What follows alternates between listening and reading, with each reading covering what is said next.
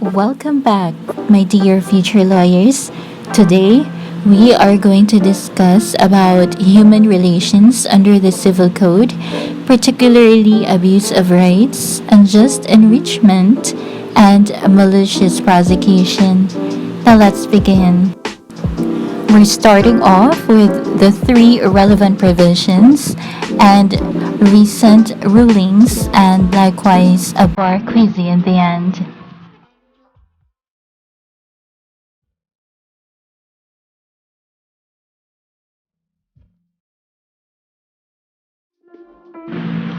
Article 19. Every person must, in the exercise of his rights and in the performance of his duties, act with justice, give everyone his due, and observe honesty and good faith. Article 20. Every person who, contrary to law, willfully or negligently causes damage to another shall indemnify the latter for the same. Article 21. Any person who willfully causes loss or injury to another in a manner that is contrary to morals, good customs, or public policy shall compensate the latter for the damage. Every person must, in the exercise of his rights and in the performance of his duties, act with justice, give everyone his due, and observe honesty and good faith. When it becomes manifest that one's right is exercised in bad faith for the sole intent of prejudicing another, an abuse of right exists. In order to be liable under the abuse of rights principle, three elements must concur, to wit, A. That there is a legal right or duty, B. which is exercised in bad faith, and C. for the sole intent of prejudicing or injuring another. Article 19, known to contain what is commonly referred to as the principle of abuse of rights, is not a panacea for all human hurts and social grievances.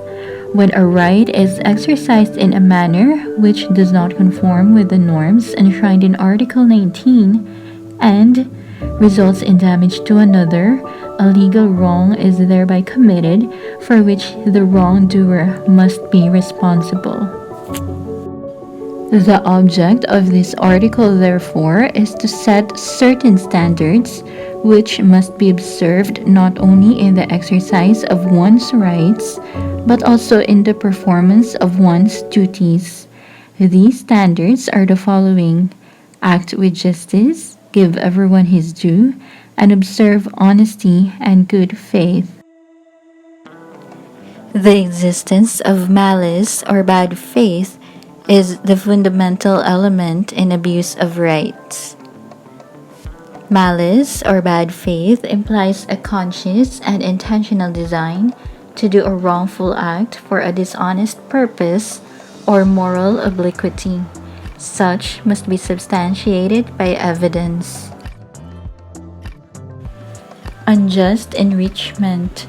Every person who, through an act or a performance by another, or any other means, acquires or comes into possession of something at the expense of the latter without just or legal ground, shall return the same to him. The principle of unjust enrichment has two conditions. First, a person must have been benefited without a real or valid basis or justification. Second, the benefit was derived at another person's expense or damage.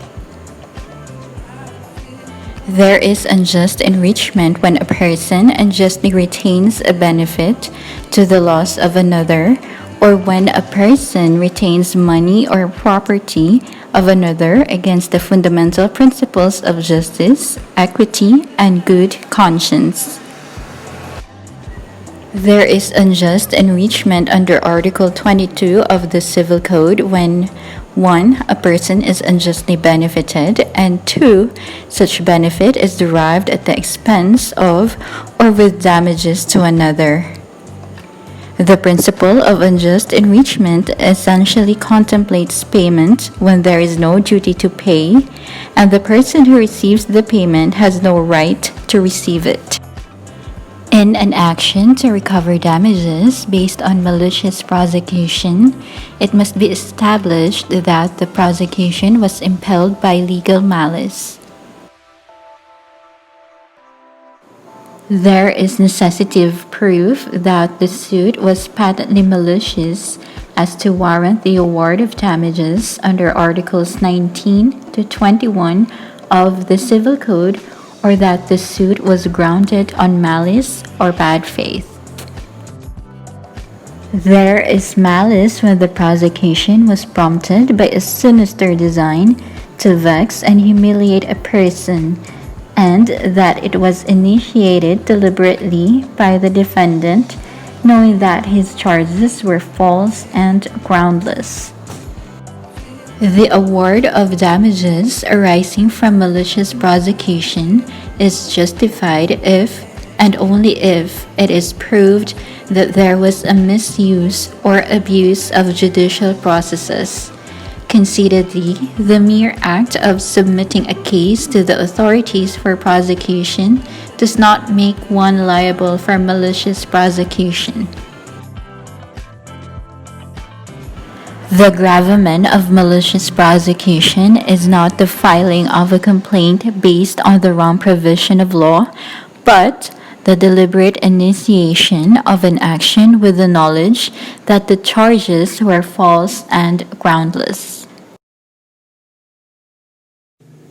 In this jurisdiction, the term malicious prosecution has been defined as an action for damages brought by one against whom a criminal prosecution, civil suit, or other legal proceeding has been instituted maliciously and without probable cause after the termination of such prosecution, suit, or other proceeding in favor of the defendant therein.